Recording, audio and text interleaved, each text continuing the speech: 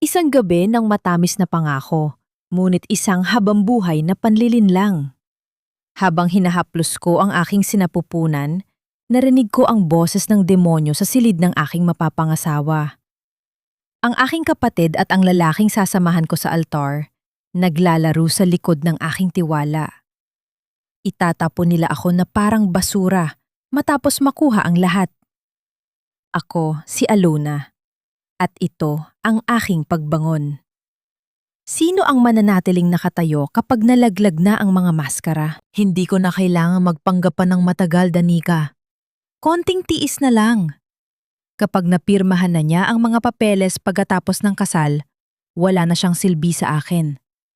Itatapon ko siya sa kalsada kasama ang batang yan, at sa atin na ang lahat ng ari-ariya ng mga Villarreal. Ang boses na iyon.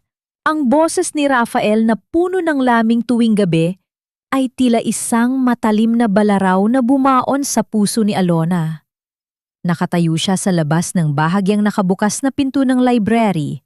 Ang kanyang mga kamay ay nanginginig habang hawak ang isang pilak na tray. Sa ibabaw nito ay ang paboritong mainit na tsokolate ni Rafael at ang isang antigong relos na pag-aari ng kanyang yumaong ama. Ang regalong balak niyang ibigay sa kanyang mapapangasawa bilang simbolo ng kanilang pagsasama. Paano kung maghinala siya, mahal? Alam mo namang masyadong mapagmahal si ate. Baka mapansin niyang hindi mo na siya tinitingnan gaya ng dati. Sagot ng isang pamilyar na tinig na nagpasinghap kay Alona sa kanyang isipan. Iyon ay si Danica, ang kanyang bunsong kapatid. Ang babaeng pinalaki niya sa sarili niyang mga palad matapos maulila. Ang kaisa-isang dugo na itinuturing niyang kayamanan. Ngunit sa likod ng pinto, narinig ni Alona ang malutong na tawa ni Rafael na sinundan ng isang tunog na tila isang halit. Masyadong tanga ang ate mo dahil sa pag-ibig, Danica. Isang haplos ko lang sa tiyan niya, naniniwala na siya agad. Hindi niya alam na bawat segundong kasama ko siya, ikaw ang iniisip ko. Sa atin ang huling halahak, bebe. Ang resort, ang mansyon, at ang lahat ng pera mapupunta sa atin. Sa sandaling iyon, tila huminto ang pang-ikot ng mundo para kay Alona. Ang init ng tsokolating dala niya ay tila naging yelo na dumadaloy sa kanyang mga ugat. Unti-unting nawala ng lakas ang kanyang mga daliri.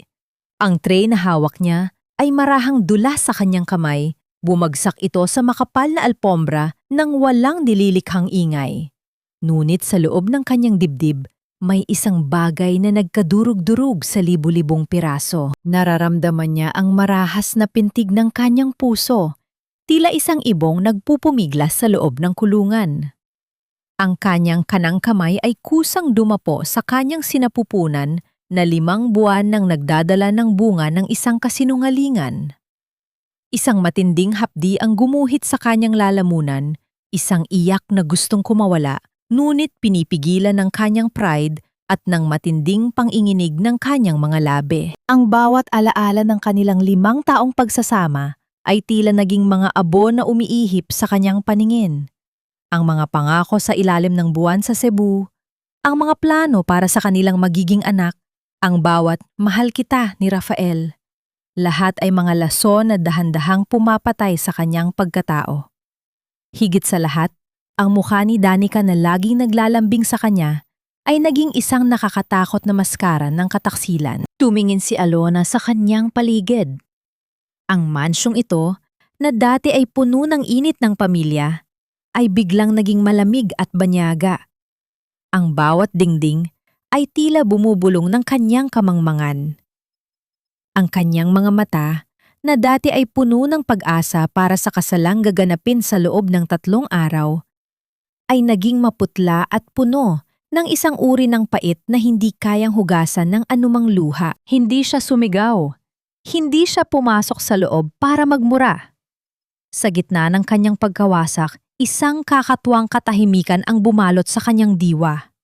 Tumingala siya at huminga ng malalim, pilit na nilulunok ang bawat tinik ng pagkanulo na nakabara sa kanyang hininga. Paano nagawang gawin ito ng 2 tao na itinuring niyang mundo? Paano naging posible na ang lalaking nangakong magpoprotekta sa kanya At ang kapatid na itinuring niyang anak ay ang siya mismong naghuhukay ng kanyang libingan habang siya ay buhay pa. Nanatili siyang nakatayo doon. Isang anino ng babaeng dati ay puno ng buhay. Ang kanyang isipan ay tila isang dagat na nagsisimulang magkaroon ng malalaking alon sa gitna ng isang bagyo. Habang hinihimas ang kanyang tiyan, isang malamig at matalim na desisyon ang nagsimulang mabuo sa kanyang puso. Hanggang kailan ko kayang dalhin ang bigat ng ganitong uri ng kataksilan bago ako tuluyang maglaho sa dilim? Dahan-dahang lumayo si Alona mula sa pinto. Ang bawat hakbang ay tila paglakad sa ibabaw ng nagbabagang mga uling. Ang kanyang mga binti ay tila gawa sa malambot na kandila na anumang oras ay maaring bumigay. Ngunit pinilit niyang tumindig ng tuwid. Hindi ito ang oras para bumagsak. Hindi sa harap ng mga taong gustong kumuha ng lahat mula sa kanya. Sinalububong siya ni Lola Isay sa dulo ng pasilyo. Ang matandang vunoy na may mga matang puno ng pag-aalala. Nakita ng matanda ang pamumutla ng mukha ni Alona at ang panginginig ng kanyang mga kamay na dati ay laging matatag. Hawak ni Lola Isay ang braso ni Alona, isang tahimik na pagsuporta na nagpaalala sa kanya na hindi siya ganap na nag-iisa sa loob ng malaking mansyong ito na biglang naging pugad ng mga ahas. Hija, ayos ka lang ba? Bakit tila nakakita ka ng multo? Bulong ng matanda, ang kanyang boses ay puno ng malasakit. Umiling lang si Alona, pilit na hinahatak ang isang pilit na ngiti mula sa kanyang nadadalamhating puso. Ayos lang ako, Lola. Siguro ay dahil lang ito sa pagbubuntis ko at sa pagod sa paghahanda para sa kasal. Paglipas ng isang oras, ang hapagkainan ay naging entablado para sa isang masalamang dula. Nakaupo si Alona sa kabisera, habang sa kanyang harap ay sina Rafael at Danica na tila mga anghel sa kanilang mga kilos. Ang bango ng nilutong adobo at sinigang ay tila naging amoy ng nabubulok na karne para sa kanya. Bawat subo ay parang lason na bumabara sa kanyang lalamunan. Love, kailangan mong kumain ng marami. Para sa baby natin yan. Ani Rafael habang nilalagyan ng ulam ang plato ni Alona. Ang kanyang haplos sa likod ni Alona ay nagdulot ng kilabot sa balat ng babae. Isang haplos na dati ay nagbibigay ng init, ngunit ngayon ay tila malamig na katawan ng isang reptilya. Oo nga ate, masyado kang seryoso sa trabaho sa resort. Hayaan mo na muna si Rafael ang humawak ng mga papeles. 'Di ba, Rafael? Singit ni Danica. Ang kanyang boses ay puno ng tamis na may halong pait ng panunuya. Tumingin si Danica kay Rafael, isang sulyap na puno ng lihim na pagkakaunawaan na dati ay hindi napapansin ni Alona. Tumingin si Alona sa kanyang kapatid. Ang resort ay pamana ni Papa at Mama Danica. Hindi ko ito basta-basta maibibigay kahit kanino. Gusto kong kapag lumaki ang anak ko, mayroon siyang babalikang tahanan. Bahagyang nagbago ang timpla ng mukha ni Rafael. Ang kanyang panga ay humigpit bago muling bumalik ang kanyang mapandinlang na ngiti. Of course, sweetheart. Pero as your husband-to-be, gusto ko lang naman na gumaan ang load mo para hindi ka ma-stress. I just want what's best for our family. Family. Ang salitang iyon ay tila isang malaking insulto. Gustong sumigaw ni Alona, gustong itapon ang baso ng tubig sa mukha ni Rafael at itanong kung anong uri ng pamilya ang balak niyang buin sa ibabaw ng kanyang pagkawasa. Ngunit nanatili siyang tahimik.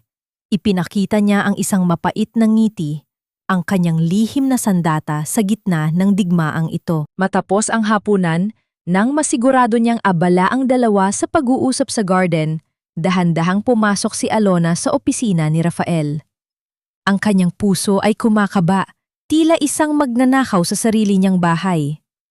Alam niya kung saan itinago ni Rafael ang susi ng maliit na vault, sa loob ng isang luma at makapal na libro ng arkitektura. Nangiinig ang kanyang mga daliri habang binubuksan ang vault.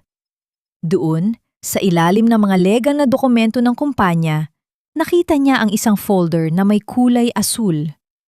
Binuksan niya ito at tila tumigil ang kanyang hininga. Hindi lang pala ang resort ang balak nilang kunin.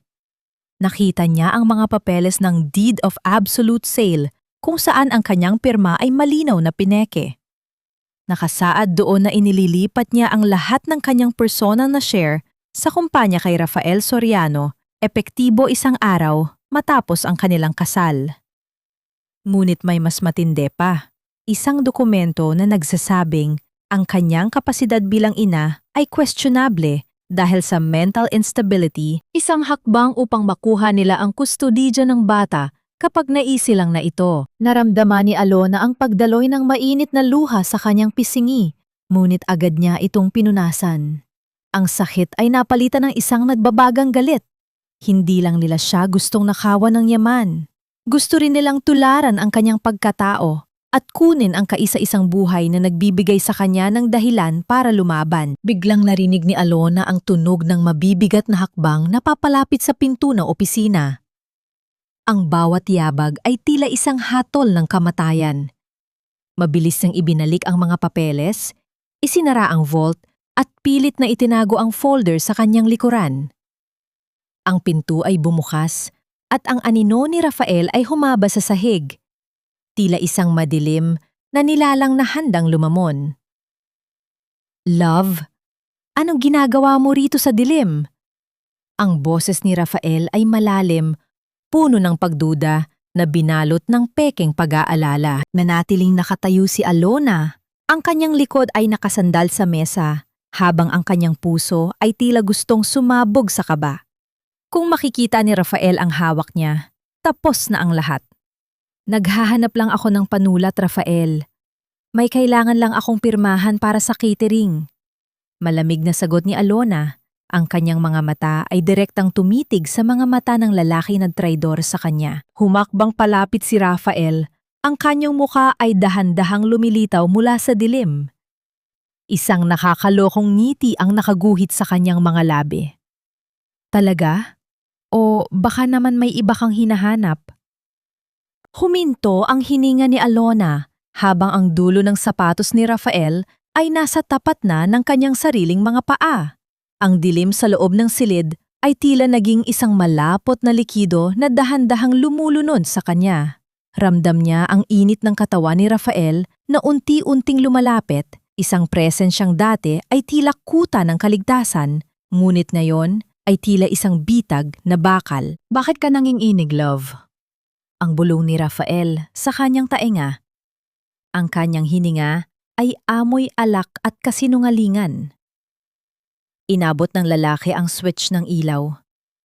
Sa isang iglap, ang opisina ay napuno ng liwanag na nagpaduling kay Alona. Tumingin si Rafael sa mesa. Pagkatapos ay sa mga kamay ni Alona na nakatago sa kanyang likuran. Bago pa man makapagsalita ang lalaki, mabilis na inilabas ni Alona ang isang lumang fountain pen na pag-aari ng kanyang ama. Ang kaisa-isang bagay na nadampot niya sa ibabaw ng mesa bago ito bumukas. "Ito ang hinahanap ko, Rafael." Ang sabi ni Alona, ang kanyang boses ay malamig at matatag kahit na ang kanyang puso ay tila gustong kumawala sa kanyang tadyang. "Gusto ko itong gamitin para sa pagpirma ng marriage contract natin. Ito ang paboritong panulat ni Papa. Akala ko ay nawala na. Mabuti na lang at itinabi mo rito." Nakita ni Alona ang mabilis na pagbabago sa mga mata ni Rafael. Mula sa pagduda, patungo sa isang mapanlinlang na paghanga. Hinawakan ni Rafael ang kanyang baba at tinitigan siya ng malalim. "Masyado kang sentimental, Alona. Iyan ang dahilan kung bakit mahal na mahal kita. Sige na, bumalik ka na sa kwarto." Masama sa buntis ang napapuyat. Tumango si Alona at mabilis na lumabas. Hindi lumingon hanggang sa marating niya ang kanyang silid.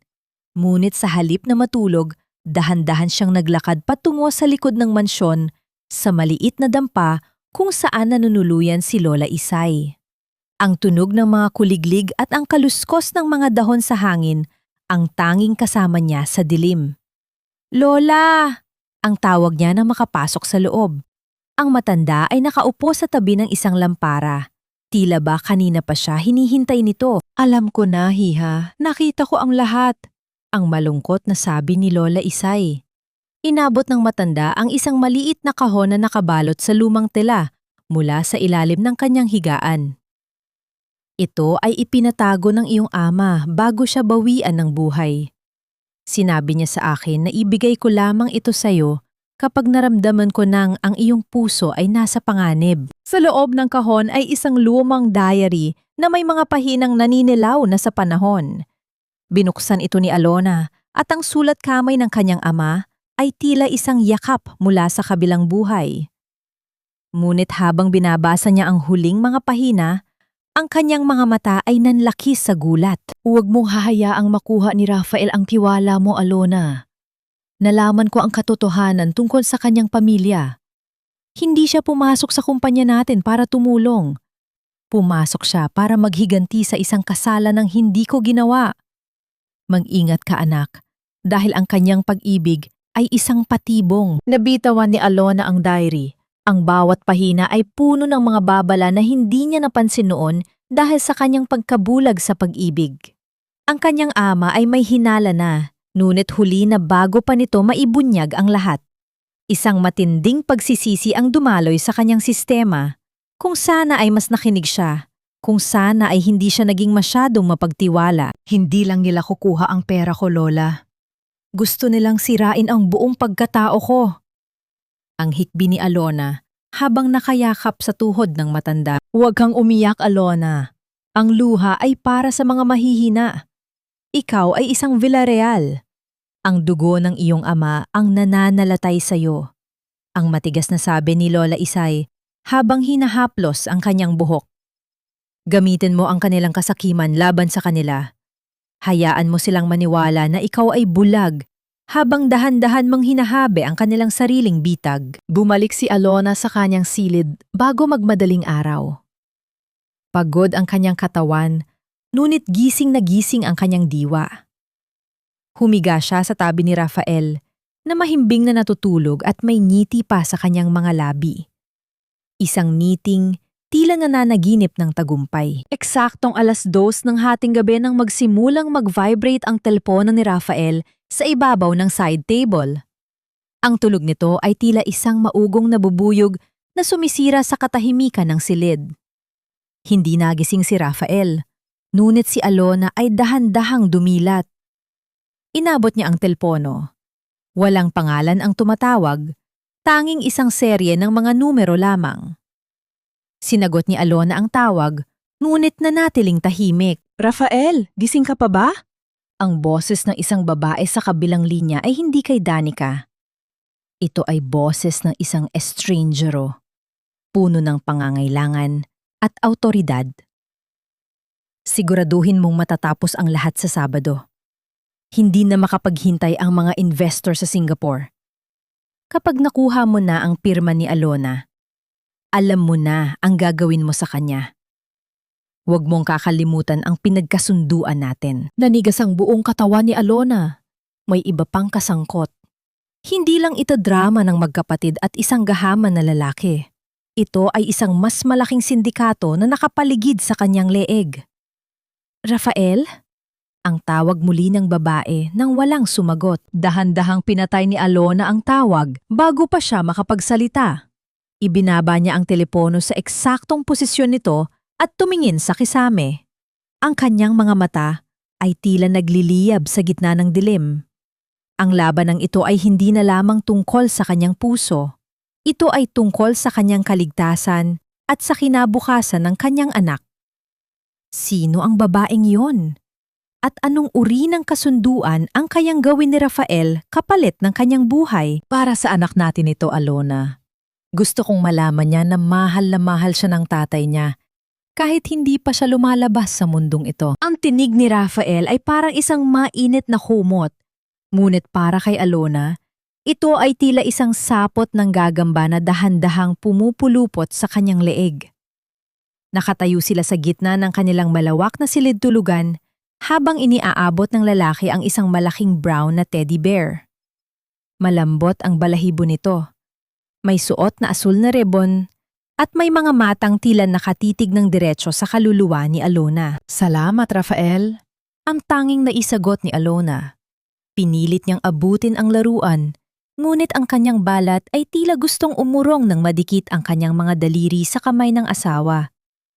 Ang bawat haplos ni Rafael ay nag-iiwan ng malansang pakiramdam, tila isang laso na dahan-dahang sumisipsip sa kanyang lakas. Nang makaalis si Rafael para sa isang kunwari ay mahalagang meeting, nanatiling nakatayo si Alona sa gitna ng silid.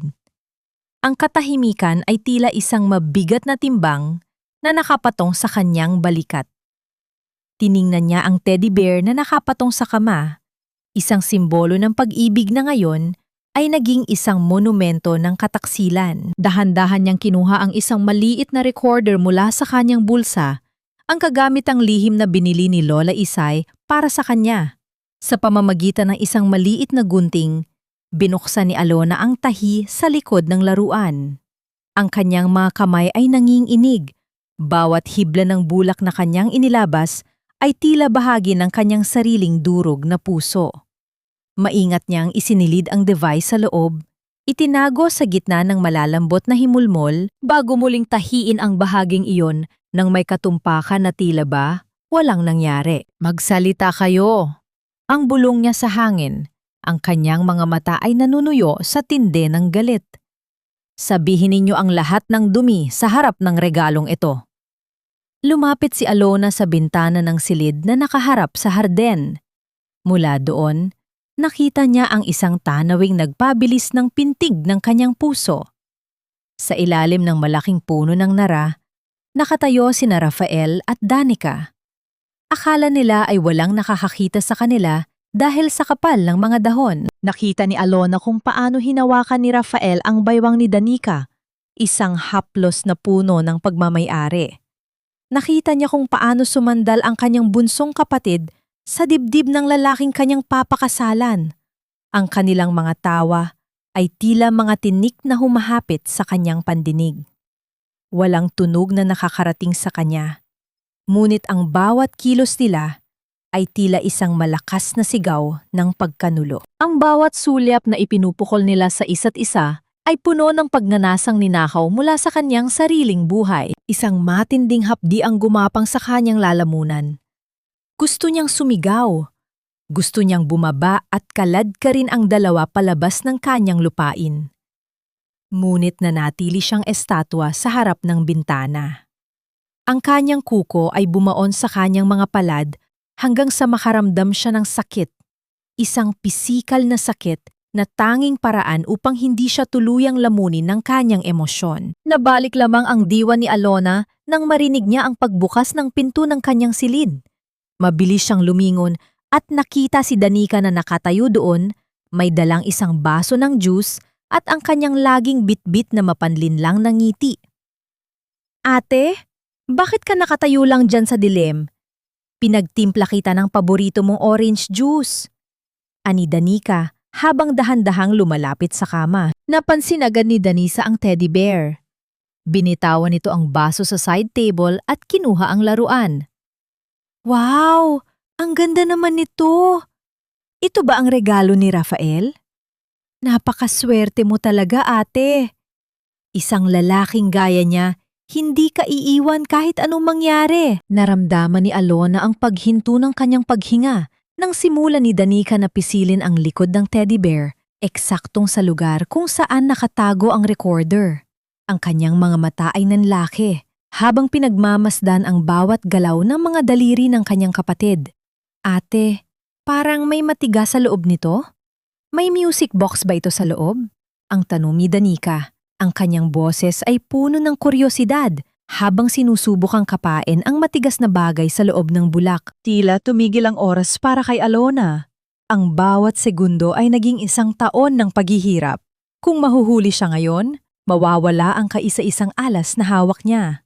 Ang kanyang buong plano, ang kanyang buong kinabukasan, ay nakasalalay sa isang hibla ng sinulid.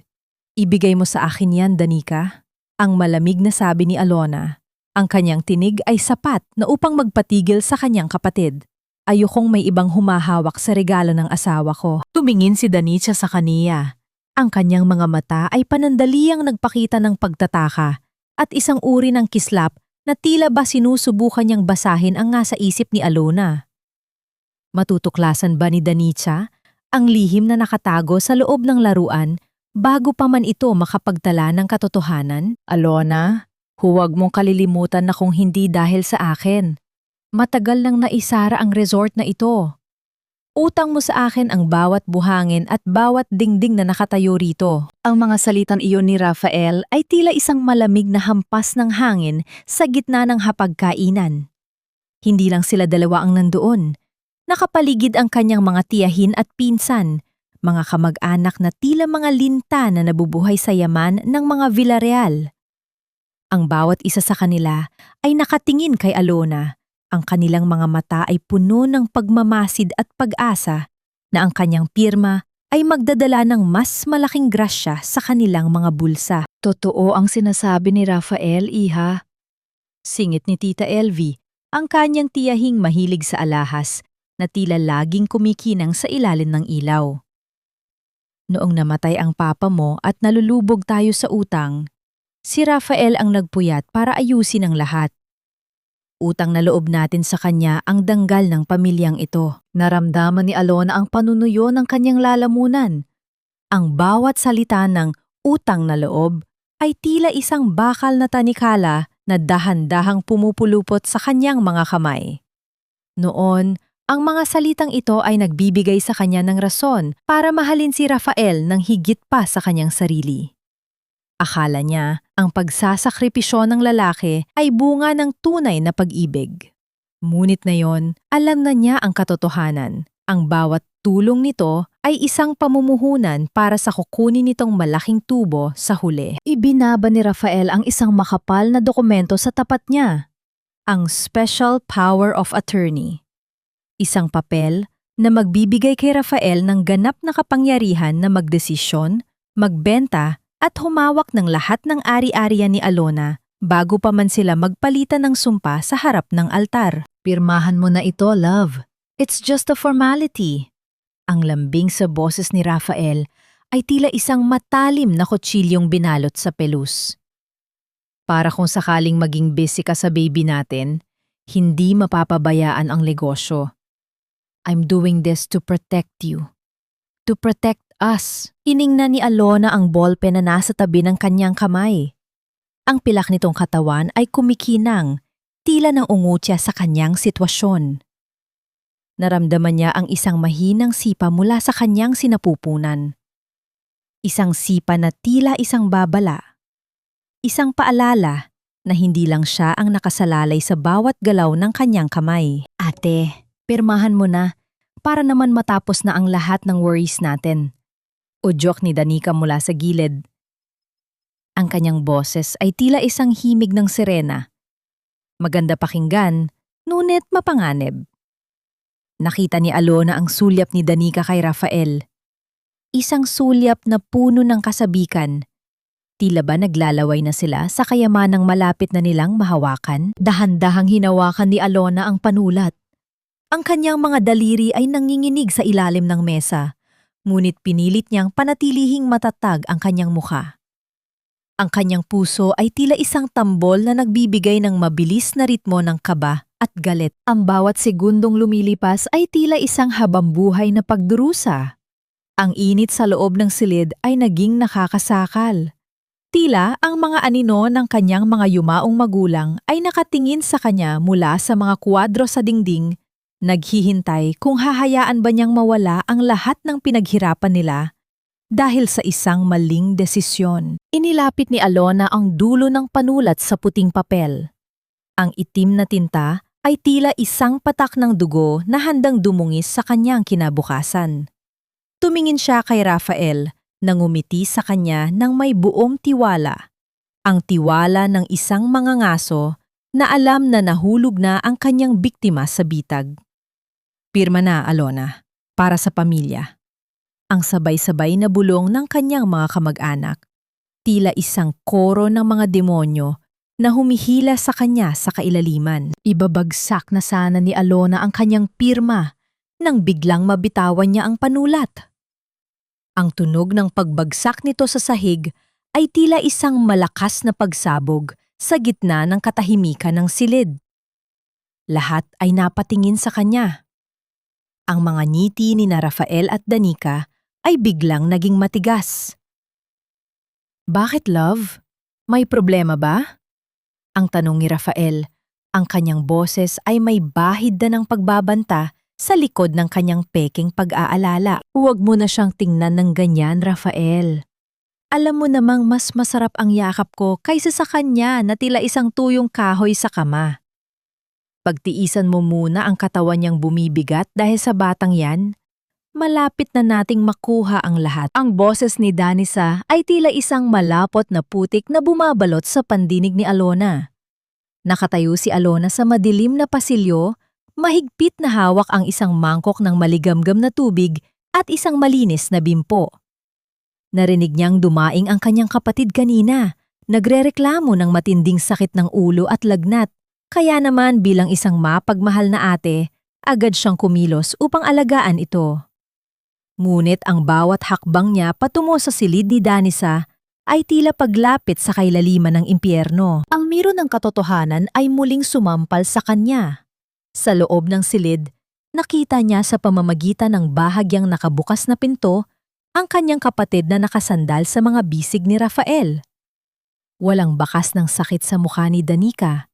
Sa halip, ang kanyang mga labi ay nakalapat sa leeg ni Rafael habang ang lalaki ay hinahaplos ang kanyang buhok ng may pagnanasa na kailanman ay hindi na naramdaman ni Alona mula rito. Naramdaman ni Alona ang paghinto ng kanyang hininga.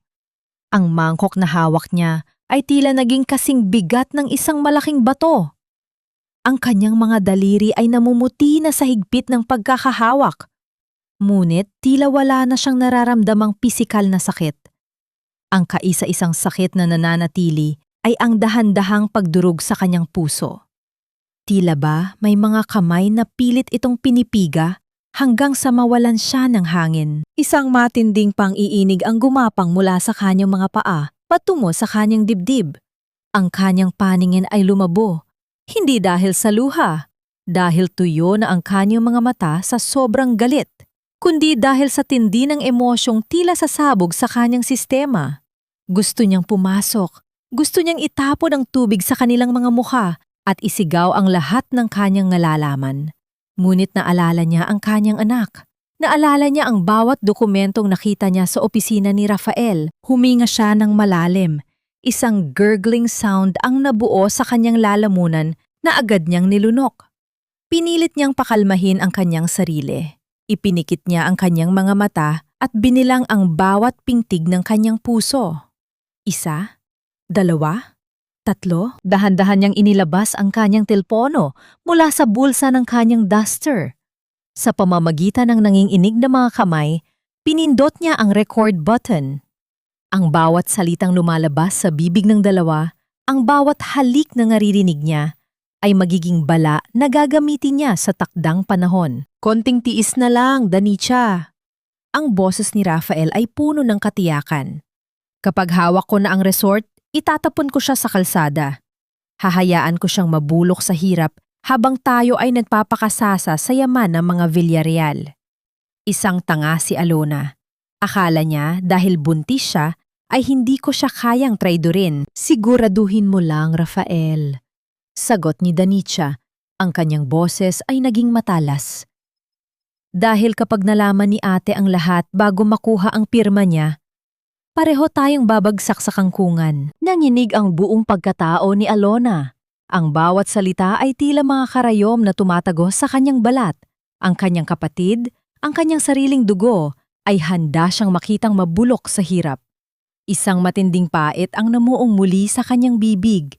Ang kanyang mga kamay ay kusang dumapo sa kanyang tiyan, tila ba sinusubukang takpan ang pandinig ng kanyang anak mula sa kasamaang nangyayari sa labas. Anak, huwag kang makikinig sa kanila. Ang bulong niya sa kanyang isipan. Huwag kang matatakot. Ang nanay ang magiging kalasag mo. Matapos ang ilang minuto ng kanilang maruming paglalambingan, dahan-dahang lumayo si Alona. Muli siyang naglakad pabalik sa kusina. Itinaob ang tubig sa lababo nang walang nililikhang ingay. Pagkatapos, kinuha niya ang isang tray ng pagkain at muling naglakad patungo sa silid ni Danica. Sa pagkakataong ito ay may kasama ng malakas na yabag ng sapatos upang ipaalam ang kanyang pagdating. Nang buksan niya ang pinto, nakita niya ang mabilis na paglayo ni Rafael mula sa kama ni Danica. Ang kanyang kapatid ay biglang humiga at nagtakip ng kumot, muling nagpapanggap na ng hihina. Ate, salamat sa pag-aalaga. Ang nanghihinang boses ni Danica ay tila isang malaking insulto sa katalinuhan ni Alona. Tumingin si Alona kay Rafael, pagkatapos ay kay Danica. Isang matamis at mapait na ngiti ang nakaguhit sa kanyang mga labi. Siyempre, Danica, ikaw ang kaisa-isa kong kapatid. Gagawin ko ang lahat para sa'yo. At ikaw naman, Rafael, napakabuti mo talagang asawa. Pati ang kapatid ko ay hindi mo pinapabayaan. Nakita ni Alona ang bahagyang pagkislap ng takot sa mga mata ni Rafael. Ngunit agad din itong napalitan ng kanyang pamilya na maskara. Alam mo namang mahal na mahal kita, Alona. Ang pamilya mo ay pamilya ko na rin. Lumapit si Alona kay Danisa at hinawakan ang noo nito. Ang kanyang haplos ay tila isang malamig na lason na nagpasinghap sa kanyang kapatid. Masyado kang mainit, Danisa. Parang may apoy sa loob mo. Sigurado ka bang sakit lang ito? O baka naman may iba pang kumakain sa'yo sa loob? Nanlaki ang mga mata ni Danisa. Tumingin siya kay Alona nang may halong pagduda. Anong ibig mong sabihin, ate? Tumingayo ng tuwid si Alona. Ang kanyang anino ay humaba sa dingding ng silid. Tila isang madilim na reyna na nagsisimulang magising. Wala naman. Sabi ko, magpahinga ka na. Dahil sa Sabado, sa araw ng kasal ko, kailangan ko ang lahat ng lakas mo. Dahil doon mo makikita ang totoong katapusan ng lahat ng paghihirap natin. Habang papalabas ng silid, lumingon si Alona at tinitigan si Danica ng diretsyo sa mga mata. Isang tanong ang tila lumipad sa hangin, isang tanong na hindi binigkas, ngunit ramdam ng bawat isa sa loob ng silid. Ate, sigurado ka bang mahal ka talaga niya? Ang tinig ni Danica ay bumasag sa katahimikan, isang huling pagtatangka upang saktan ang damdamin ni Alona. Huminto si Alona sa may pintuan, hindi lumingon. Ngunit ang kanyang boses ay tila galing sa ilalim ng lupa. Ang tanong, Danica, sigurado ka bang ang mahal niya ay ikaw? O ang perang nakapangalan sa akin? Iniwan ni Alona ang dalawa na tulala sa loob ng silid. Pagbalik niya sa kanyang sariling kwarto, agad niyang kinuha ang recorder mula sa teddy bear at pinakinggan ang bawat segundo ng kanilang kataksilan. Ang bawat tawa nila ay naging kasing talim ng isang espada na humahasa sa kanyang determinasyon. Hanggang kailan kaya mananatiling matatag ang maskara ni Rafael bago ito tuluyang mabasag sa harap ng lahat? Ang bawat sulok ng lungsod na dati ay saksi sa aming saya. Ngayon ay tila mga aninong nagmamasid sa aking bawat hakbang. Malamig ang hangin sa Cebu ng hapong yon. Ang langit ay balot ng makakapal at abuhing ulap na tila nagbabadya ng isang malakas na buhos ng ulan. Nakaupo si Alona sa loob ng kanyang sasakyan. Ang kanyang mga kamay ay mahigpit na nakahawak sa manibela hanggang sa mamuti ang kanyang mga kuko.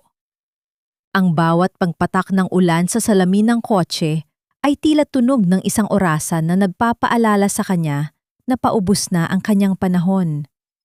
2 araw na lang bago ang kasal. 2 araw na lang bago ang kanyang ganap na pagkagapos. Mag-ingat ka, Iya. Huwag kang magtitiwala kahit sa sarili mong anino. Ang huling bilin ni Lola Isay bago siya umalis sa mansyon. Nagdahilan si Alona na kailangan niyang pumunta sa isang huling fitting ng kanyang gown. Ngunit ang kanyang destinasyon ay malayo sa anumang patahian. Tinahak niya ang mga maliliit at pasikot-sikot na kalsada ng downtown Cebu, malayo sa marangyang resort na kanyang kinalakihan. Huminto siya sa harap ng isang lumang gusali na gawa sa kahoy at semento.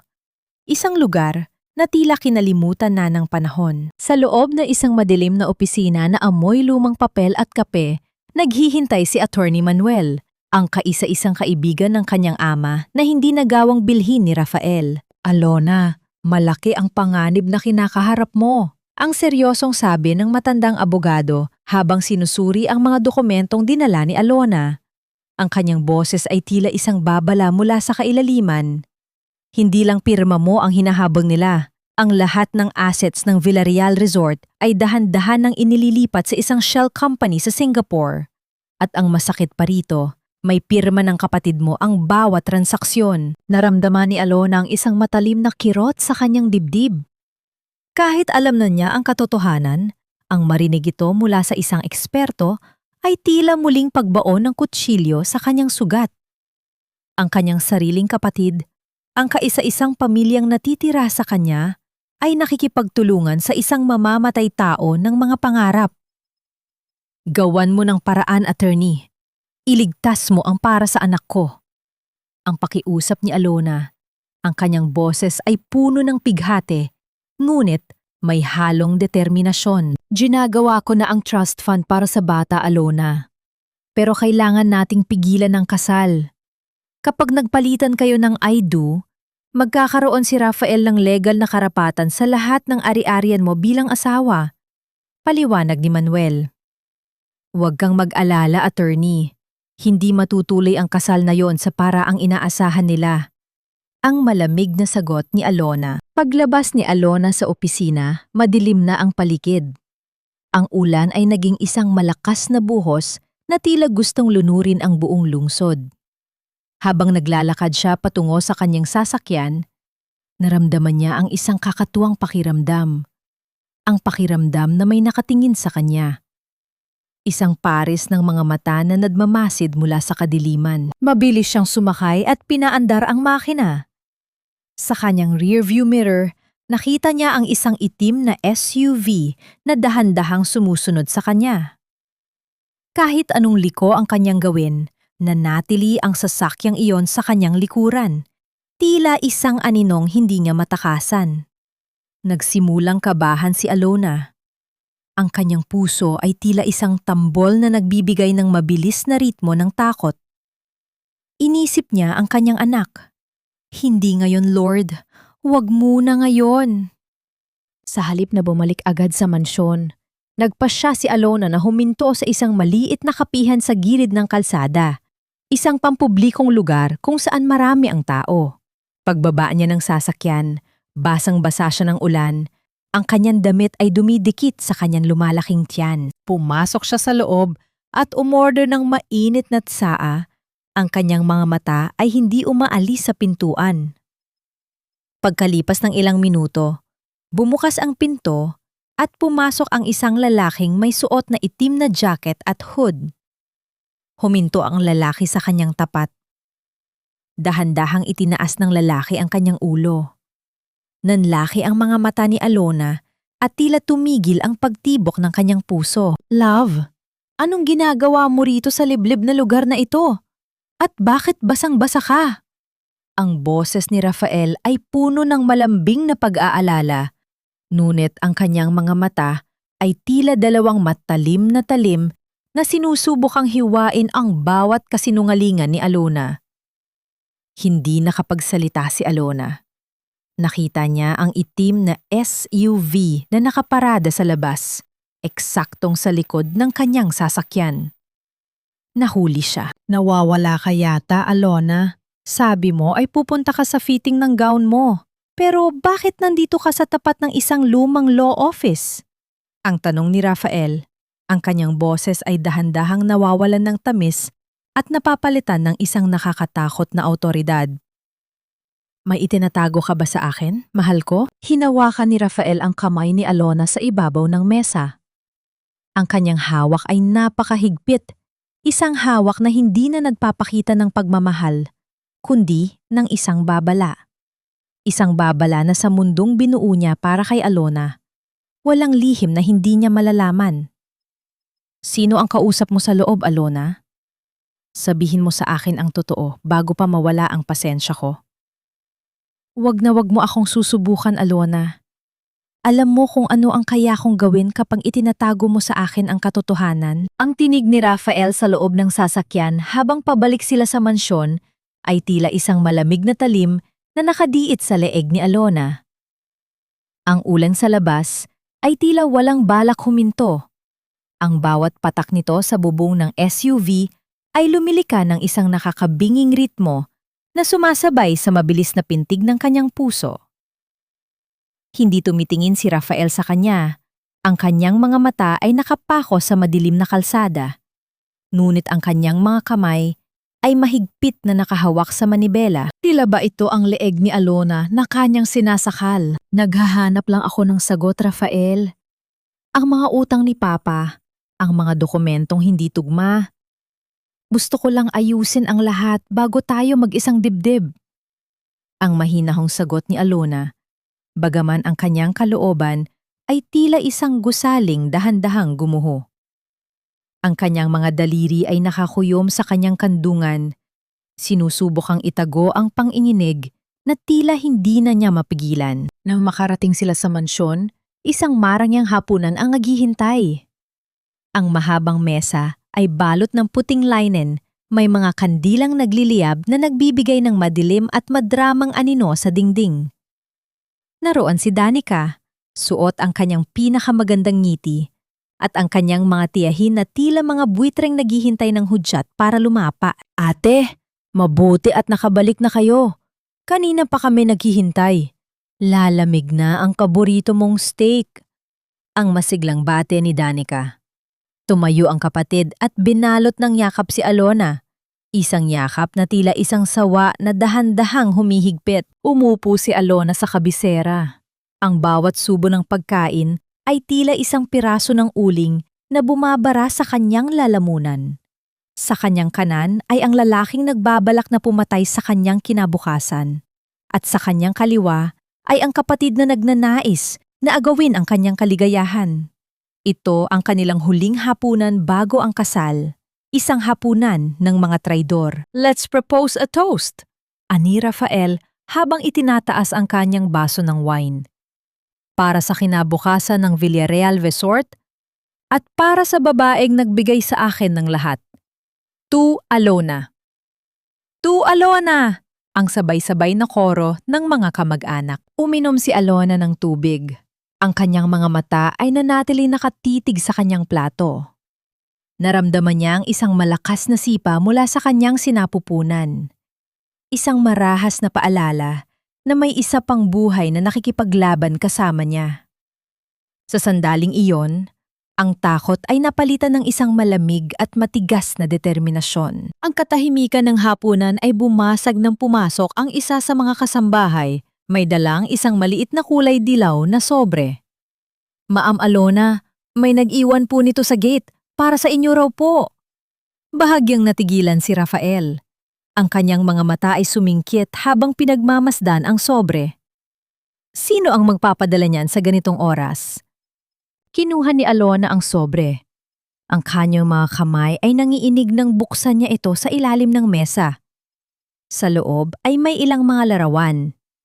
Ang kanyang hininga ay tila tumigil.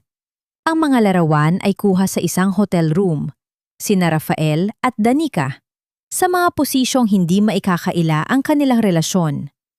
Ngunit may isa pang dokumento. Isang report tungkol sa kumpanya ni Rafael na bankrupt na pala bago pa man niya makilala si Alona. Ano iyan, love? Ang tanong ni Rafael, ang kanyang boses ay puno ng panganib. Akmang kukunin niya ang sobre mula sa kamay ni Alona. Mabilis na itinago ni Alona ang sobre sa kanyang kandungan. Tumingin siya kay Rafael. Ang kanyang mga mata ay tila dalawang nagbabagagang uling sa gitna ng dilim. Wala ito, Rafael. Tungkol lang ito sa mga bulaklak para sa simbahan. May ilang detalye lang na kailangang ayusin. Tumayo si Alona. Ang kanyang presensya ay tila naging kasing lamig ng semento. Busog na ako. Magpapahinga na ako dahil kailangan ko ng lakas para sa bukas.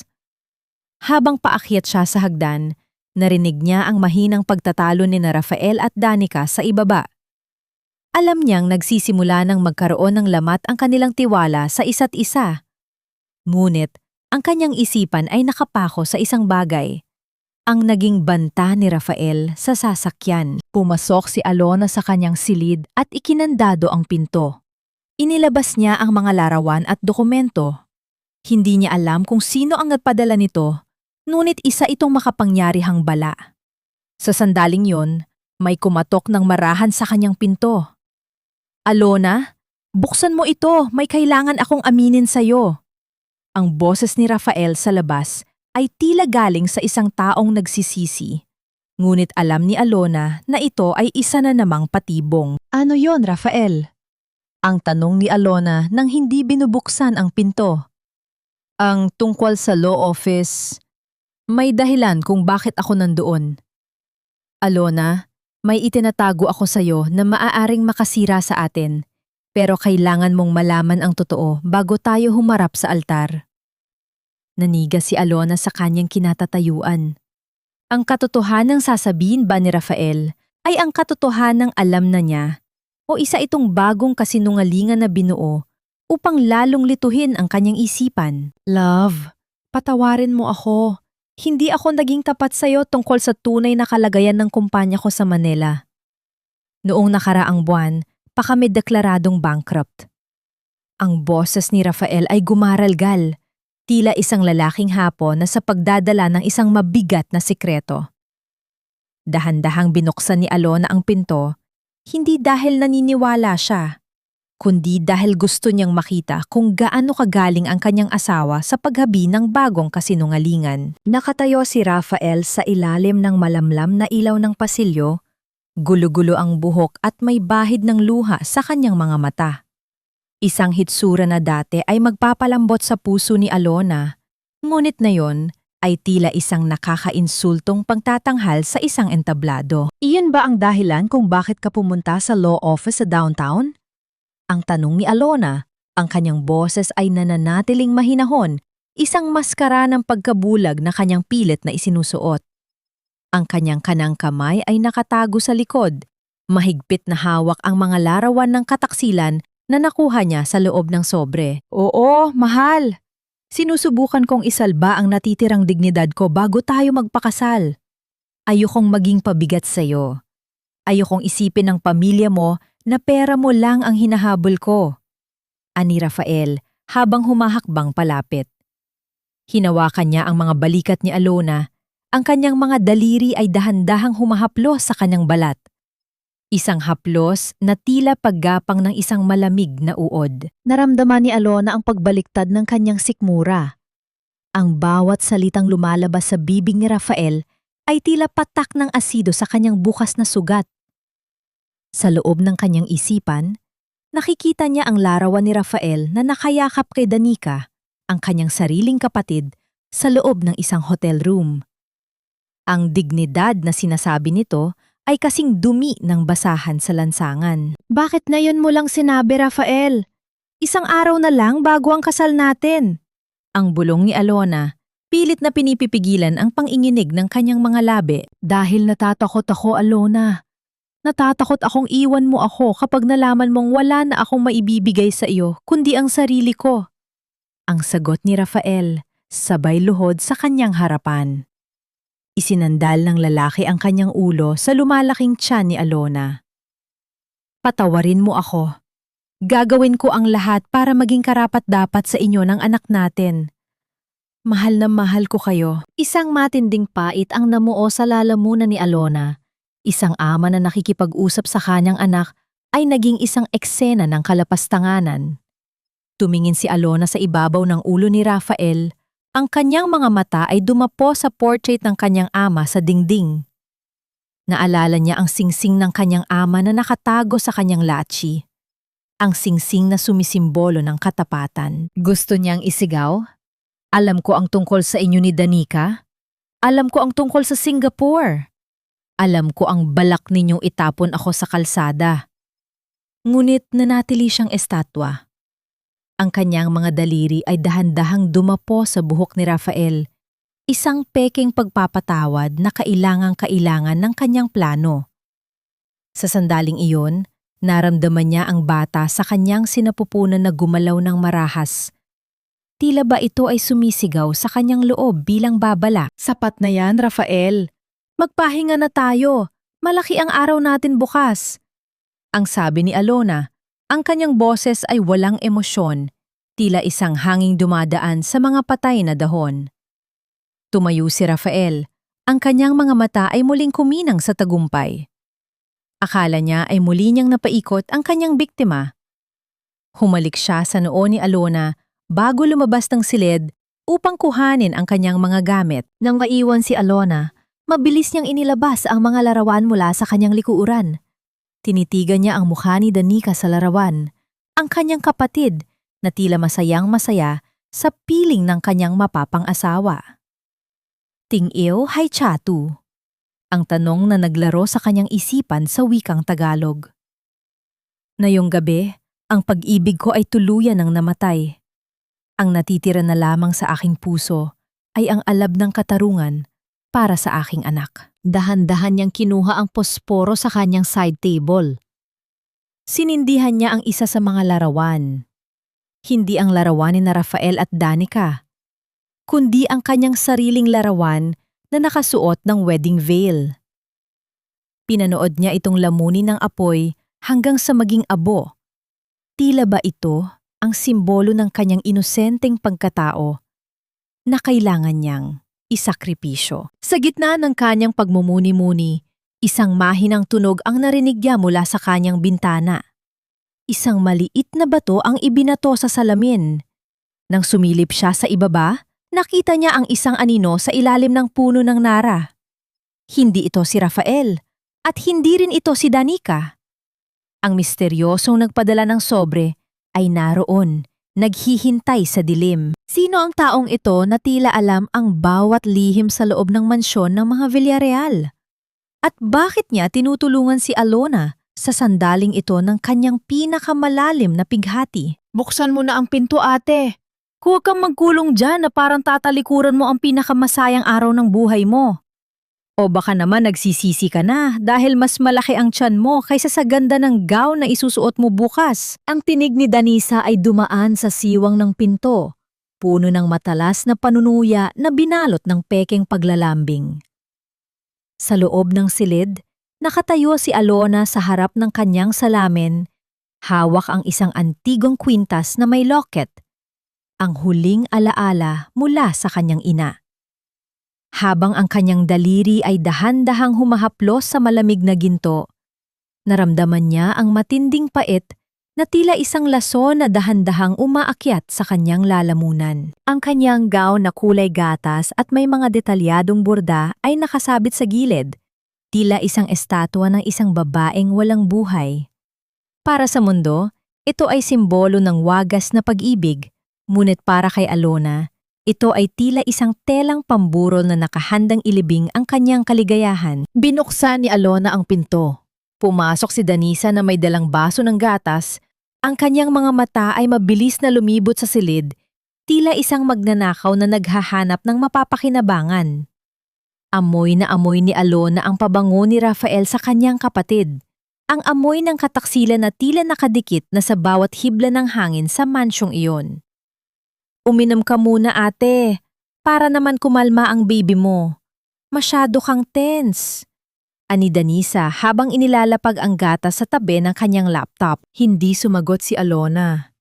Tinitigan niya ang kanyang kapatid ng matagal hanggang sa mailang si Danica at umiwas ng tingin. Bakit, ate? May dumi ba sa mukha ko? Wala naman, Danica. Tinitingnan ko lang kung gaano kakabilis magbago. Parang kailan lang, ikaw ang batang inaalagaan ko. Ngayon, tila ikaw na ang nagdedikta na magiging kapalaran ko. Ang malamig na sabi ni Alona. Nang makaalis si Danica, mabilis na lumapit si Alona sa kanyang bintana. Ang aninong nakita niya kanina ay naroon pa rin sa ilalim ng puno ng nara. Hindi na siya nag-atubili. Nagsuot siya ng makapal na cardigan at dahan-dahang lumabas ng mansyon sa pamamagitan ng pinto sa likod ng kusina. Iniiwasan ang bawat sulyap ng mga CCTV na alam niyang binabantayan ni Rafael. Sa ilalim ng madilim na langit ng Cebu, hinarap ni Alona ang misteryosong pao. Nang humarap ito, bumagsak ang balikat ni Alona. Si Manggorio, ang dating accountant ng kumpanya na tinanggal ni Rafael 3 taon na ang nakalilipas dahil sa maling paratang ng pagnanakaw. Ma'am Alona, hindi na ako makapaghintay sa simbahan. Ang pabulong na sabi ng matanda, ang kanyang boses ay nanginginig sa takot at galit. Inabot nito ang isang maliit na USB drive. Nandyan ang lahat. Ang mga audio recordings ng usapan nila ni Danica sa loob ng opisina noong akala nila ay sira ang intercom. At ang mas malala, ang plano nila na ipasok kayo sa isang mental institution sa Singapore pagkapanganak ninyo para makuha nila ang ganap na kustodiya ng bata at ang inyong mga shares. Naramdaman ni Alona ang paghinto ng kanyang mundo. Ang kanyang mga tuhod ay tila naging tubig at kung hindi siya nakahawak sa puno, baka tuluyan na siyang bumagsak sa damuhan. Hindi lang pera, hindi lang resort. Ang kanyang kaisa-isang anak ay balak nilang agawin at ituring siyang baliw. Isang matinding pang-inginig ang gumapang sa kanyang buong katawan. Ang kanyang puso ay tila isang basong kristal na muling binasag. Ngunit sa pagkakataong ito, ang mga piraso ay naging kasing talim ng mga labaha. Salamat, Mang Goryo. Itatama ko ang lahat bukas. Ang pangako ni Alona, ang kanyang boses ay tila galing sa isang libingan. Bumalik siya sa kanyang silid at mabilis na isinalpak ang USB sa kanyang laptop. Sa tulong ni Lola Isay na nagbabantay sa pinto, sinimula ni Alona ang pagbuo ng kanyang huling regalo para sa kasal. Ang video na dapat ay puno ng masasayang alaala ay dahan-dahang napuno ng mga boses ng mga demonyo, mga dokumento ng pagnanakaw at mga larawan ng kanilang kalaswaan. Pagod na pagod ang kanyang diwa nang matapos siya. Dahil sa tindi ng antok at stress, nakatulog si Alona sa ibabaw ng mesa sa loob ng ilang minuto. Nabalik lamang ang kanyang kamalayan nang marinig niya ang mahinang kaluskos ng pinto. Ang kanyang mga mata ay dahan-dahang dumilat at nakita niya ang isang anino na mabilis na lumalabas ng kanyang silid. Agad siyang tumingin sa kanyang laptop. Bukas ito, ngunit ang USB drive na ibinigay ni Mang Goryo, ang kaisa-isang ebidensya na magpapabagsak sa kanyang mga kaaway, ay wala na sa kinalalagyan nito. Danica, ang bulong ni Alona, ang kanyang puso ay tila nahulog sa isang malalim na balon. Mabilis siyang tumayo at lumabas sa pasilyo, ngunit nakita niyang sarado na ang pinto ng silid ni Danica. Mula sa loob, narinig niya ang mahinang tawa ng kanyang kapatid, isang tawang puno ng tagumpay. Paano na maibubunyag ni Alona ang katotohanan bukas kung ang kaisa-isang bala niya ay nasa kamay na ng kanyang kaaway? O ito ba ay bahagi ng isang mas malaking laro na hindi pa niya lubos na nauunawaan? Ang puting tabing na ito ay hindi simbolo ng aking kalinisan, kundi isang belo na nagtatago sa aking mga mata na punong-puno na ng pait at dugo. Nakatayo si Alona sa harap ng malalaking pintuan ng katedral sa Cebu. Ang init ng sikat ng araw ay tumatagos sa kanyang balat, ngunit sa loob ng kanyang dibdib ay tila may isang malaking tipak ng yelo na hindi matunaw-tunaw. Ang kanyang suot na gown, na gawa sa pinakamahusay na sutla at pinalamutian ng mga kristal, ay naging kasing bigat ng isang baluti sa gitna ng digmaan. Bawat butil ng pawis na gumagapang sa kanyang likod ay tila isang paalala ng oras na dahan-dahang nauubos. Sa kanyang tabi, si Lola Isay ay maigpit na humawak sa kanyang siko. Ija, tandaan mo, ang katotohanan ay parang agos ng dagat.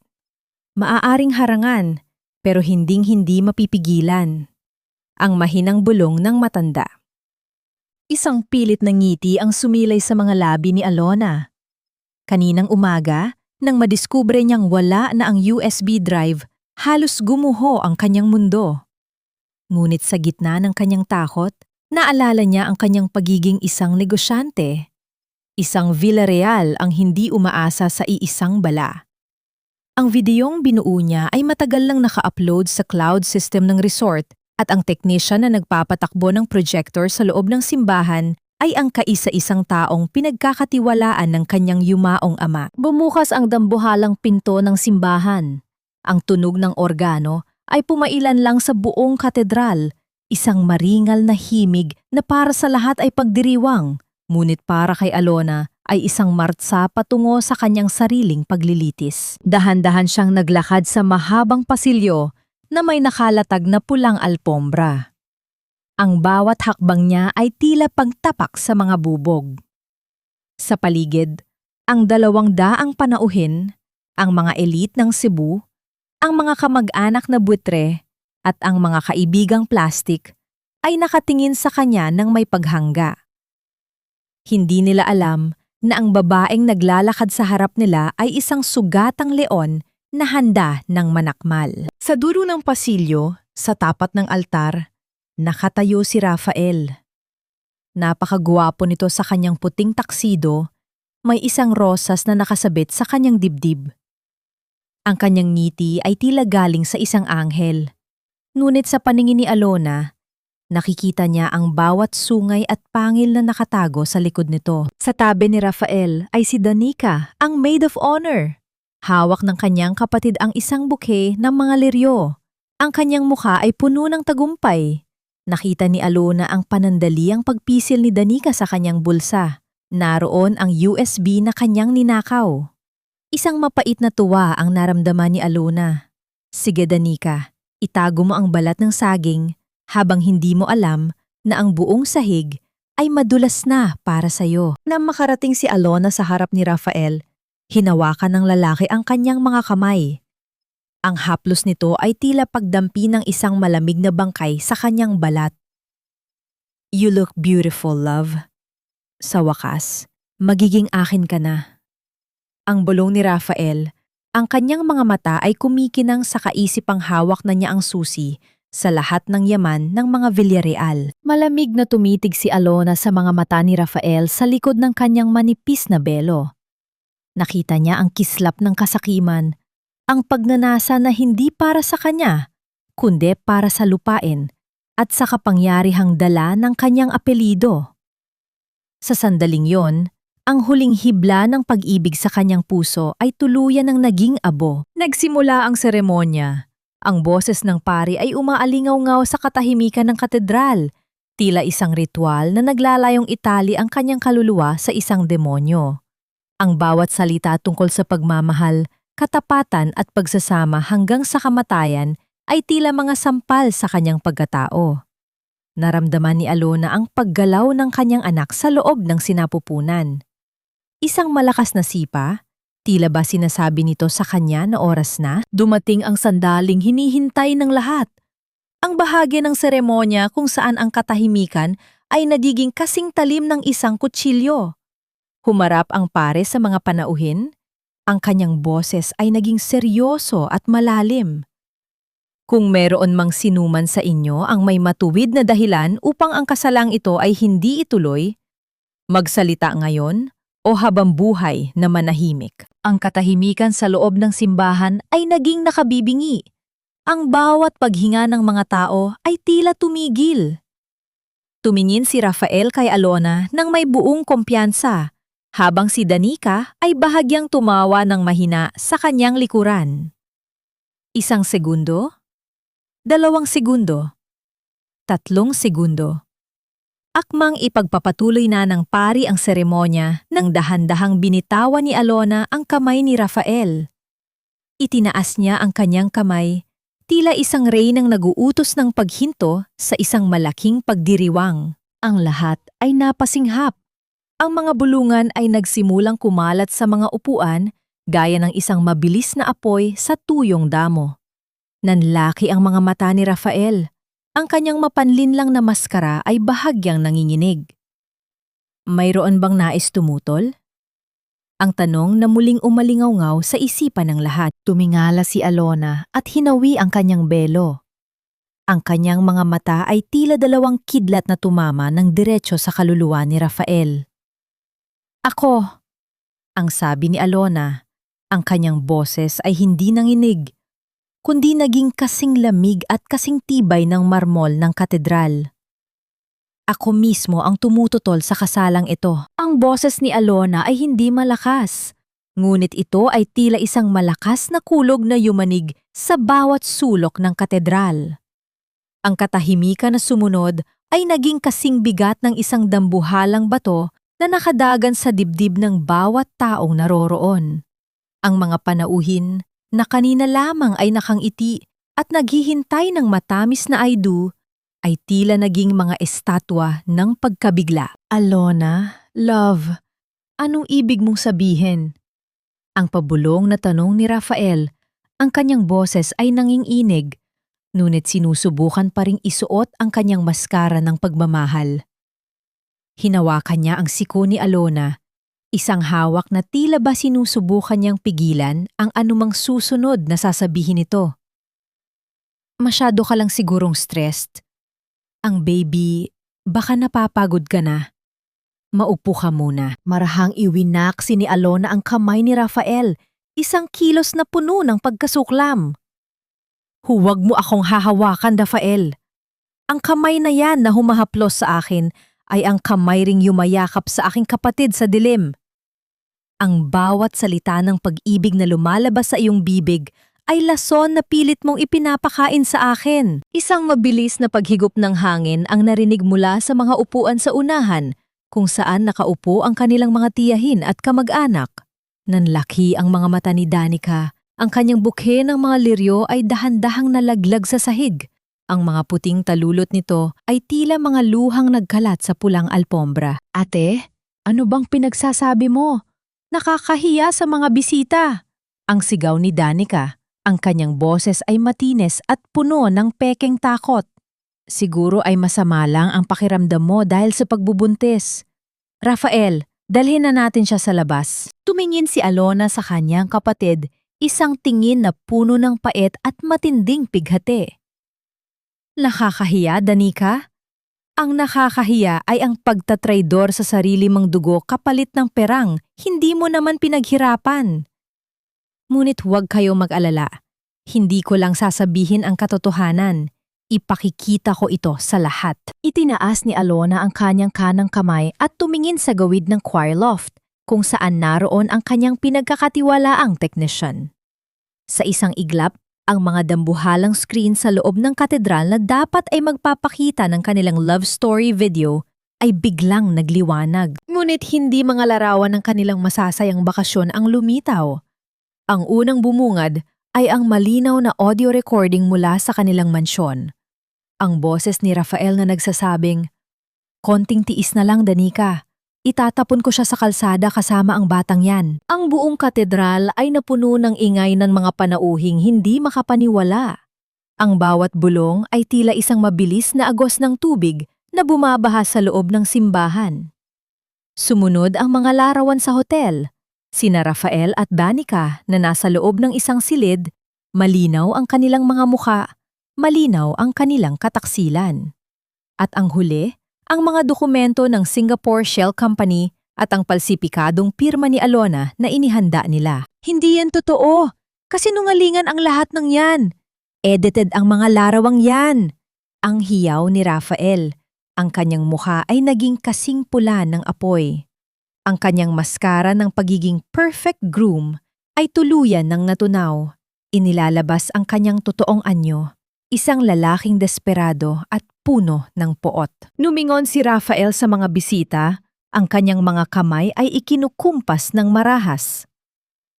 Huwag kayong maniwala sa kanya. Baliw na siya. Ang epekto ng hormone sa pagbubuntis niya ang gumagawa ng lahat ng ito. Ngunit wala nang naniniwala sa kanya. Ang mga tiyahin ni Alona na dati ay panig kay Rafael ay nagsimula ng magtakit ng muka sa sobrang kahihiyan.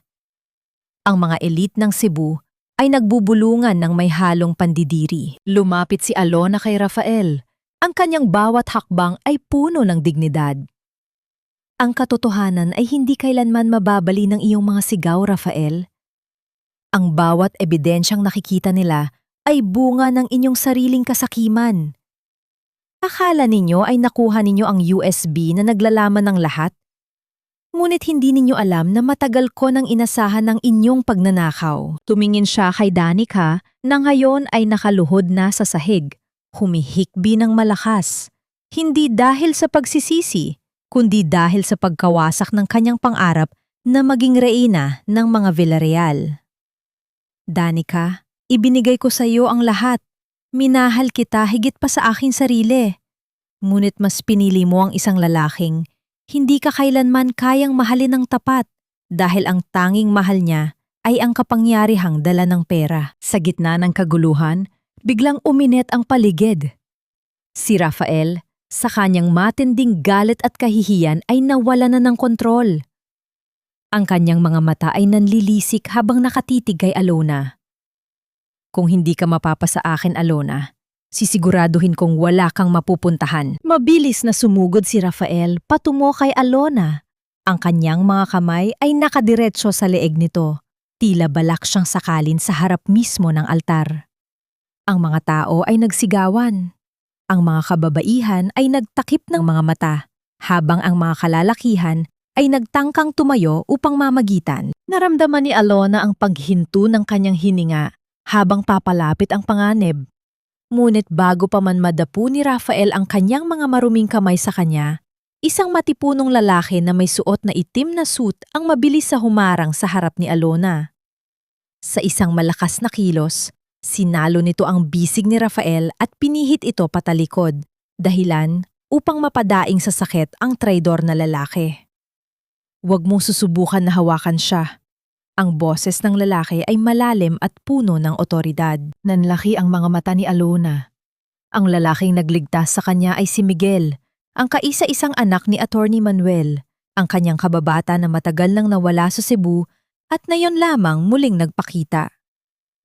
Rafael Soriano, tapos na ang laro mo, ang sabi ni Miguel habang itinutulak si Rafael patungo sa mga pulis na dahan-dahang pumapasok sa loob ng simbahan. Ang lahat ng dokumentong ito ay naibigay na sa mga autoridad bago pa magsimula ang kasalang ito. Tumingin si Alona kay Miguel. Ang kanyang mga mata ay puno ng pasasalamat, ngunit puno rin ng pagod. Naramdaman niya ang isang mahinang sipa mula sa kanyang tiyan. Isang sipa na tila nagsasabing, "Tapos na, nanay, ligtas na tayo." Hinarap ni Alona ang buong katedral. Dahan-dahan niyang hinubad ang kanyang singsing na diamante, ang huling tanikala ng kanyang nakaraan, at inilapag ito sa ibabaw ng altar sa harap ng imahe ng Santo Niño. Sa harap ng Diyos at sa harap ninyong lahat, winawakasan ko ang anumang ugnayan ko sa lalaking ito. Ang anunsyo ni Alona, ang kanyang boses ay umaalingaw-ngaw ng may ganap na kalayaan. Ang pamilyang Villarreal ay hindi kailanman magiging biktima ng mga linta at traidor. Habang dahan-dahang lumalabas si Alona sa katedral, ang mga tao ay kusang tumabi upang bigyan siya ng daan. Ang kanyang ulo ay nakataas. Ang kanyang mga mata ay nakatingin sa labas, kung saan ang sikat ng araw ay tila naghihintay upang yakapin siya. Ngunit nang makarating siya sa pintuan ng katedral, muling nakaramdam si Alona ng isang matinding kirot. Hindi sa kanyang puso, kundi sa kanyang sinapupunan.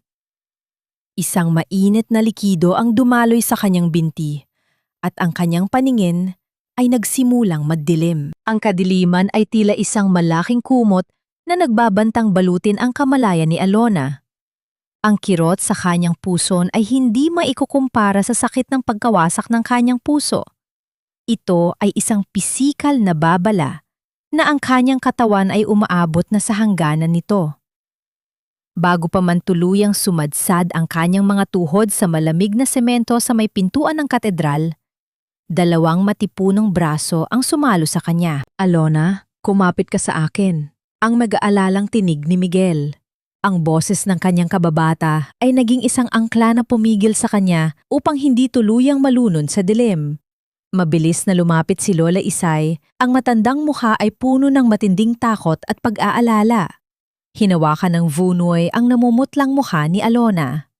"Diyos ko, ang bata! Kailangan natin siyang madala sa ospital agad-agad." Sa labas ng simbahan, ang kalangitan ng Cebu na kanina ay maaraw ay biglang nagbuhos ng napakalakas na ulan.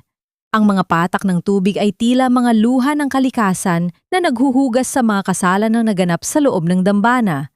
Inakay ni Miguel si Alona, inaalok na buhatin siya patungo sa nakaparadang sasakyan, ngunit umiling ang babae. Habang naglalakad patungo sa sasakyan, hinila ni Alona ang makapal at mabigat na belo mula sa kanyang buhok. Hinayaan niyang liparin ito ng hangin at tuluyang bumagsak sa maputik na kalsada. Kasabay nito ay ang pagkahulog ng mga palamuting kumakasakal sa kanyang leeg, isang simbolikong paglaya mula sa mga tanikalang ginawa ni Rafael at ng kanyang pamilya. Ang malamig na ulan na dumadampi sa kanyang mukha ay tila isang lunas na nagbibigay ng bagong hininga sa kanyang pagal na kaluluwa. Ang tubig na umaagos sa kanyang pisingi ay nagdala ng huling bakas ng kanyang mga luha. Wala na ang Alona na naging bulag sa pag-ibig. Ang natitira na lamang ay isang inang palaban at pinalaya ng katotohanan. Inalalayan siya ni Miguel papasok sa likuran ng sasakyan. Agad na sumunod si Lola Isay sa kanyang tabi, mahigpit na niyakap ang kanyang nanginginig na balikat. Mabilis na umikot si Miguel sa driver's seat at pinatakbo ang sasakyan papalayo sa simbahan. Iniiwan ang mga nagkakagulong bisita, ang humihikbing si Danica at si Rafael na nagwawala habang iginagapos ng mga pulis. Miguel, pakibilisan mo ang pagmamaneho. Dali natin siya sa pinakamalapit na ospital. Ang natatarantang utos ni Lola Isay habang pinupunasan ang basang buhok ni Alona. Huminga ng malalim si Alona, ang kanyang dalawang kamay ay nakadiin sa kanyang lumalaking tiyan. Ang bawat pag-ikot ng gulong ng sasakyan ay tila sumasabay sa mga alon ng kirot sa kanyang balakang. Ngunit sa likod ng sakit, may isang kakaibang kapayapaan na namumuo sa kanyang dibdib. Malaya na siya. Hindi na niya kailangang matulog na may takot. At hindi na niya kailangang gumising sa isang mundong puno ng kasinungalingan. Baby, kapit ka lang sa akin. Huwag mo munang iwan si Mommy. Tapos na ang laban natin doon, malaya na tayo. Ngayon, tayong dalawa naman ang lalaban para mabuhay. Ang paulit-ulit na panalangin ni Alona sa kanyang isipan. Ang pagmamahal niya sa kanyang anak, ang tanging panggatong na nagpapanatili sa kanyang kamalayan. Ang ulan ay mas lalong lumakas, lumiliha ng isang tila makapal na puting pader sa kalsada. Ang mga wiper ng sasakyan ay mabilis at pilit na hinahawi ang makapal na tubig sa salamin upang makita ni Miguel ang daan. Nakahinga na sana ng maluwag si Alona at pilit na ipinipikit ang kanyang mga mata upang magpahinga. Ngunit ang inaasam na kapayapaan ay biglang naputol mula sa isang madilim na kanto. Isang dambuhalang sasakyang kulay itim na walang plaka ang mabilis na sumulpot at humarang sa gitna ng kalsada. Mabilis at agresibong inikot ni Miguel ang manibela upang umiwas. Ngunit hinarang ng itim na sasakyan ang buong daraanan, dahilan upang mapilitang apakan ni Miguel ang preno ng buong lakas.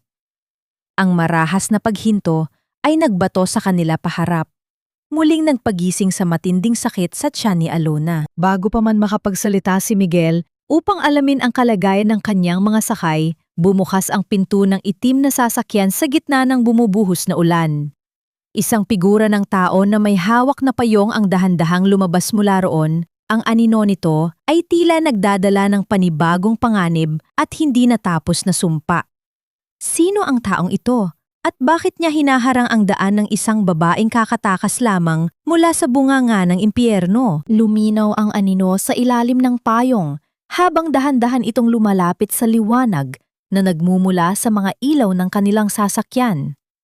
Hinigpitan ni Miguel ang hawak sa manibela, ang kanyang mga kalamnang ay nanigas at handang lumaban upang ipagtanggol si Alona sa abot ng kanyang makakaya. Ngunit nang maiangat ang itim na payong, isang pamilyar at matapang na mukha ang bumungad sa kanila sa gitna ng malakas na ulan. Ito ay si Attorney Manuel, ang ama ni Miguel. Sa kanyang likuran ay dahan-dahang huminto ang dalawang sasakyan ng kepulisan.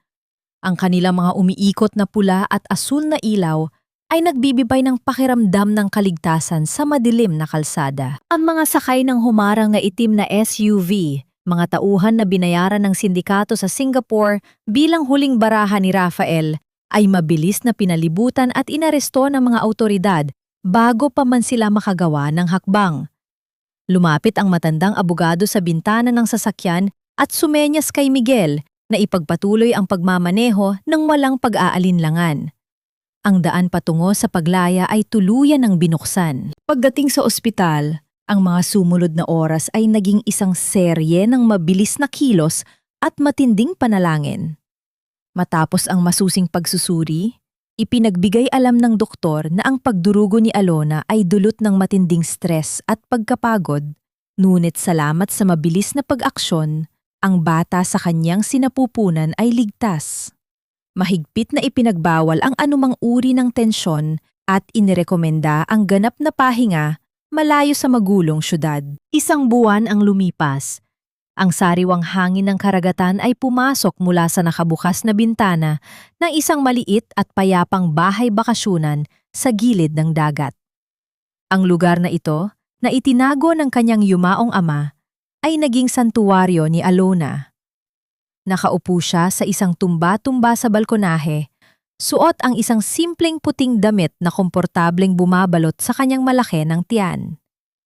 Ang kanyang mukha ay nagbalik na sa dating sigla, malayo sa maputlang babae na muntik nang gumuho sa loob ng katedral. Lumabas si Lola Isay mula sa kusina, may dalang isang platito ng sariwang mangga. Sa likuran ng matanda ay si Miguel, na dumalaw upang magdala ng mga balita mula sa syudad. "Kamusta ang pakiramdam mo, Alona?"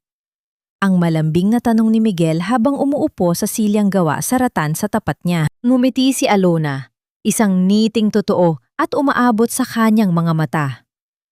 "Mas payapa, Miguel. Dito, ang tanging naririnig ko ay ang alon ng dagat. Wala nang mga kasinungalingan. Wala nang mga matang nagbabantay para pabagsakin ako." Inilapag ni Miguel ang isang brown na folder sa ibabaw ng maliit na mesa. "Gusto ko lang ipaalam sa'yo na tapos na ang lahat. Si Rafael ay formal ng kinasuhan ng patong-patong na kaso. Forgery, fraud, at attempted murder dahil sa pananakal niya sa'yo. Ang mga sindikato sa Singapore ay tuluyan ng bumitaw sa kanya dahil ayaw nilang madawit sa eskandalo. Wala siyang piyansa. Nabubulok na siya sa loob ng selda. Walang pera at walang kakampi." Naramdaman ni Alona ang isang malalim na pagbuntong hininga. Ang karma ay hindi nagmamadali, ngunit kailanman ay hindi ito naliligaw ng landas. Ang lalaking nag-akalang kaya niyang paikutin ang mundo sa kanyang palad ay nakakulong ngayon sa isang hawla na siya mismo ang gumawa. At si Danica? Ang tanong ni Alona, ang kanyang boses ay may halong lungkot at awa na hindi niya tuluyang maalis bilang isang nakatatandang kapatid. Umiling si Miguel. "Itinakwil siya ng mga tiyahin mo. Nang malamang wala nang makukuhang pera mula kay Rafael, naghugas kamay ang buong angkaning niyo. Sinubukan niyang bumalik sa mansyon, ngunit hindi na siya pinapasok ng mga gwardiya. Huli siyang nakita sa mga murang paupahan sa labas ng syudad, baon sa utang, at pinagtatawanan ng mga taong dati ay nakisama sa kanyang mga kasinungalingan." Tumingin si Alona sa malawak na asul na dagat. Ang sugat na iniwan ng kanyang kapatid ay mananatili habang buhay, ngunit hindi na ito nagdudulot ng galit na nakakalason. Pinatawad na niya si Danica sa kanyang puso, hindi para sa babaeng nagtaksil sa kanya, kundi para palayain ang kanyang sariling kaluluwa mula sa kadena ng pot. "Salamat, Miguel, sa lahat ng tulong ninyo ni Attorney Manuel. Kung hindi dahil sa inyo, baka nabaliw na ako at nawala sa akin ang anak ko."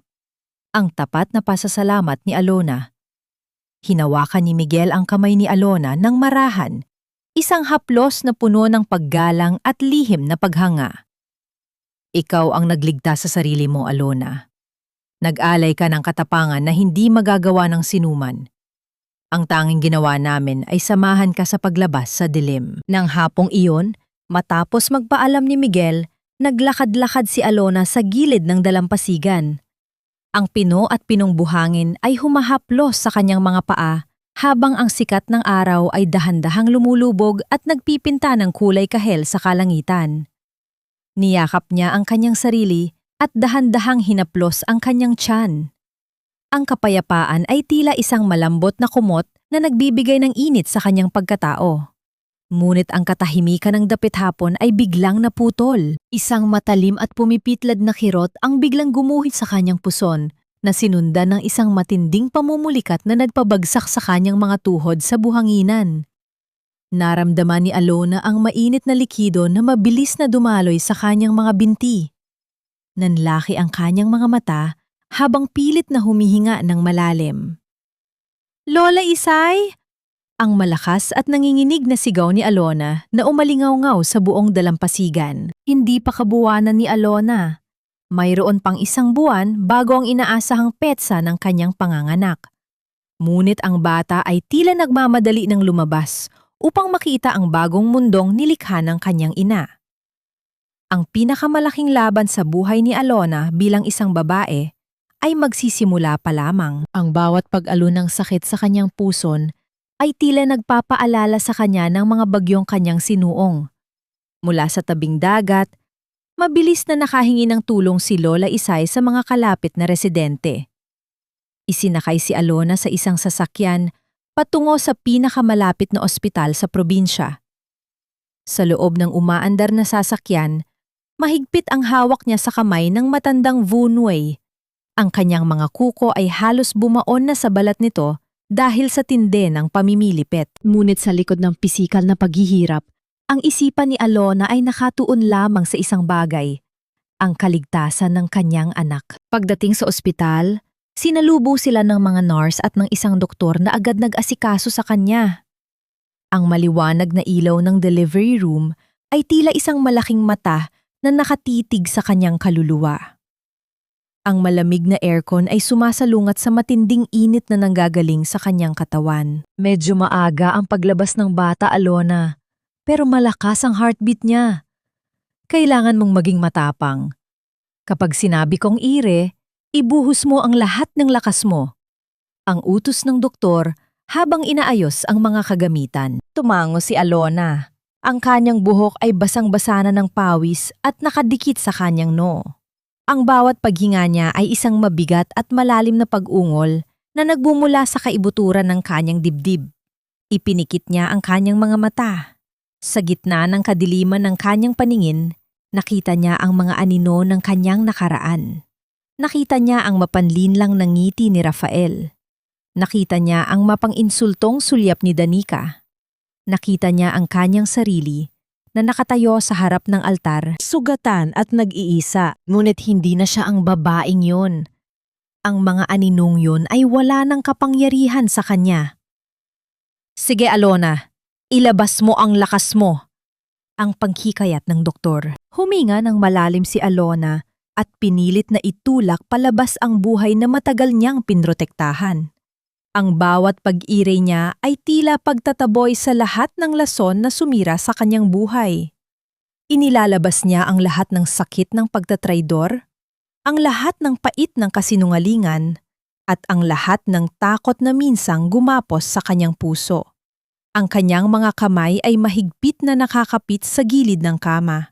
Ang kanyang buong katawan ay nanginginig sa tindi ng puwersa. Ngunit ang kanyang diwa ay tila isang leon na lumalaban para sa kanyang anak. Kasabay ng kanyang huling pagbuhos ng lakas, isang malakas at malinaw na iyak ng sanggol ang bumasag sa katahimikan ng silid. Ang tunog na iyon ay hindi lamang basta pag-iyak. Para kay Alona, ito ay ang pinakamatamis na awit ng tagumpay. Ito ay ang himig ng kanyang kalayaan. Ang bawat patak ng luha na dumaloy sa kanyang mga mata ay hindi na luhang dala ng pighate, kundi luhang hugas ng dalisay na kaligayahan. "It's a healthy baby boy, Alona. Napakatapang mo," ang nakanghiting balita ng doktor habang maingat na nililinis ang sanggol. Nang ilapag ng nurse ang mainit at maliit na katawan ng sanggol sa kanyang dibdib, tila huminto ang pag-ikot ng buong mundo.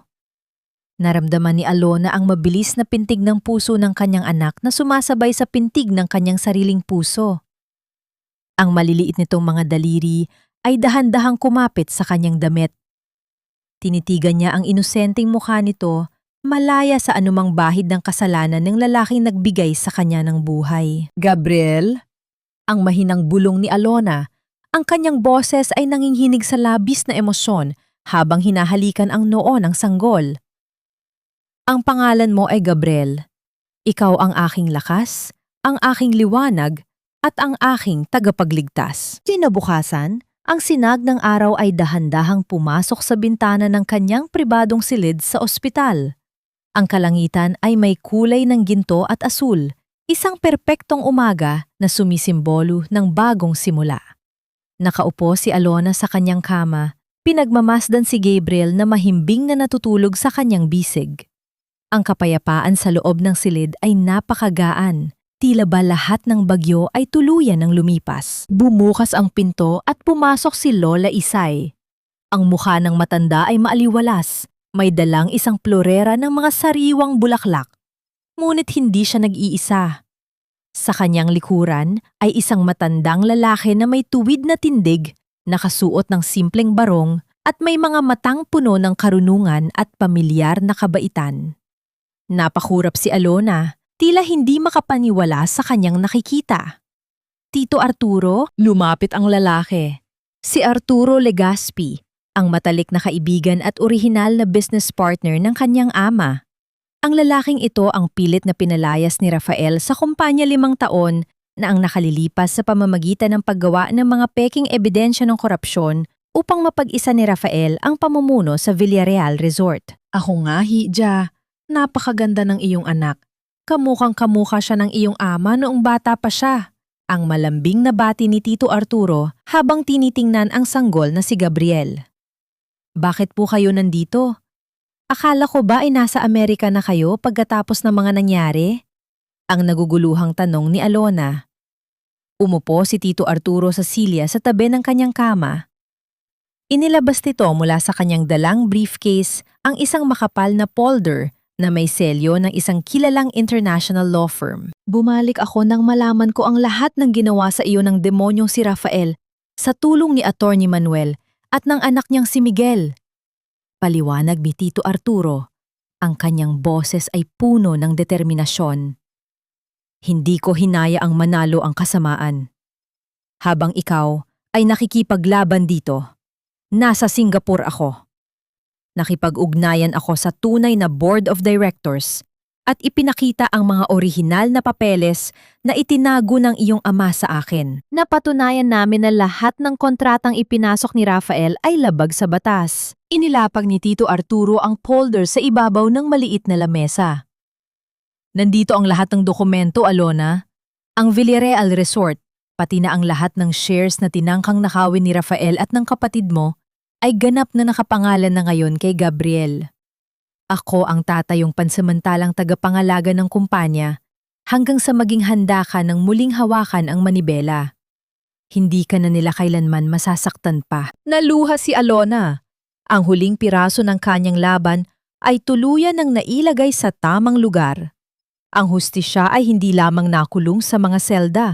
Ito ay dumating upang ibalik ang dangal at yaman na pag-aari ng kanyang pamilya. Tiningnan niya si Gabriel na kasalukuyang naguunat ng kanyang maliliit na braso.